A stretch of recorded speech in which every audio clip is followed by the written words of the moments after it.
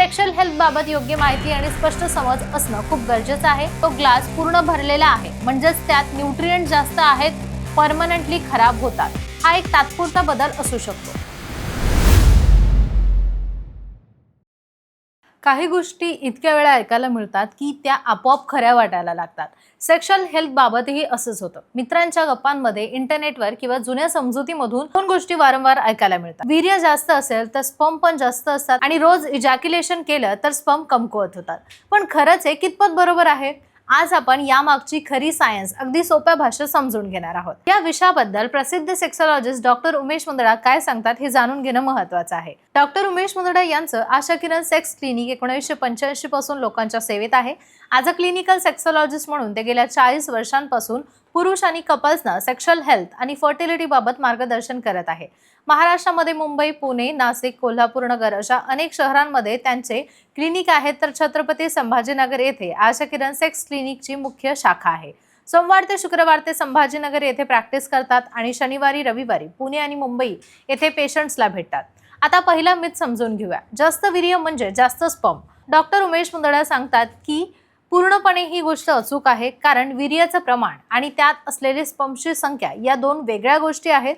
काही वेळा वीर्याचं प्रमाण जास्त दिसू शकतं, पण त्या स्पर्मची संख्या कमी असू शकते आणि काही वेळा उलटही असू शकतं। म्हणजेच बाहेरून दिसणाऱ्या प्रमाणावरून स्पर्म किती आहेत हे ठरवता येत नाही। ही गोष्ट एका उदाहरणाने समजून घेऊया। म्हणजेच एखाद्या ग्लासमध्ये ज्यूस आहे, तो ग्लास पूर्ण भरलेला आहे म्हणजेच त्यात न्यूट्रिएंट जास्त आहेत असं नेहमीच असतं का? नाही। त्याचप्रमाणे वीर्याचा जो व्हॉल्यूम असतो तो जास्त असेल तर त्यात स्पर्म किती आहेत हे वेगळं असतं। त्यामुळे फर्टिलिटी बद्दल अंदाज लावताना हा गैरसमज टाळणं खूप गरजेचं आहे। आता दुसरा कॉमन मिथ, रोज इजॅक्युलेशन केल्याने स्पर्म कमकुवत होतात का? डॉक्टर मुंदडा सांगतात की शरीरात स्पर्म तयार होण्याची प्रक्रिया सतत सुरू असते, त्यामुळे इजॅक्युलेशन झाल्यावर स्पर्म पूर्णपणे संपतात किंवा कायमची कमकुवत होतात असं नाहीये। मात्र जर इजॅक्युलेशन खूप वारंवार होत असेल तर काही वेळा स्पर्मची संख्या तात्पुरती कमी असू शकते, कारण शरीराला नवीन स्पर्म तयार करण्यासाठी वेळ लागतो। पण याचा अर्थ असा होत नाही की इजॅक्युलेशन केल्याने स्पर्म परमनंटली खराब होतात। हा एक तात्पुरता बदल असू शकतो जो शरीर पुन्हा संतुलित करतं।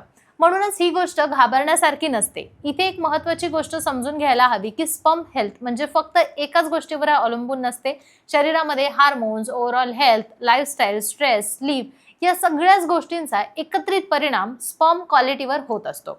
डॉक्टर मुंदडा सांगतात की क्लिनिकमध्ये अनेक पुरुष या मिथमुळे अनावश्यक तो ताण घेतात। काही जण वीर्याचं प्रमाण पाहून स्वतःच कन्क्लुजन काढतात, तर काही जण इजॅक्युलेशन टाळण्याचा प्रयत्न करतात, फक्त स्पर्म स्ट्रॉंग राहावेत। पण अशा गोष्टींमुळे कन्फ्यूज होऊ नका। खरं पाहिलं तर फर्टिलिटी बद्दल योग्य माहिती मिळवण्यासाठी सायंटिफिक इव्होल्यूशन खूप महत्त्वाचं आहे। अंदाज किंवा बाह्य निरीक्षणावरून आधारित निर्णय घेणं चुकीचं ठरू शकतं। आणखी एक प्रॅक्टिकल मुद्दा म्हणजे प्रत्येक व्यक्तीचं शरीर वेगळं आहे, त्यामुळे एकाच नियमाने सगळ्यांचा परिणाम दिसत नाही। म्हणूनच स्वतःला दुसऱ्याशी कंपेअर करणं टाळायचं आहे।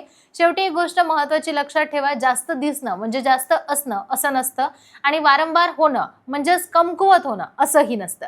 सेक्शुअल हेल्थ बाबत योग्य माहिती आणि स्पष्ट समज असणं खूप गरजेचं आहे। आणि जर तुम्हाला स्पर्म हेल्थ किंवा फर्टिलिटी बद्दल काही शंका असतील तर अंदाज लावण्यापेक्षा तज्ञ डॉक्टरांचा सल्ला घेणं नेहमीच योग्य मार्गदर्शन ठरू शकतं। डॉक्टर उमेश मुंदडा यांच्या आशा किरण सेक्स क्लिनिकमध्ये तुम्ही योग्य वेळी या। तुम्हाला वैज्ञानिक मार्गदर्शन नक्कीच मिळेल आणि अशाच प्रॅक्टिकल आणि इन्फॉर्मेटिव्ह सेक्शुअल हेल्थ विषयाबद्दलच्या व्हिडिओज पाहण्यासाठी आमच्या चॅनलला नक्कीच सबस्क्राईब करा।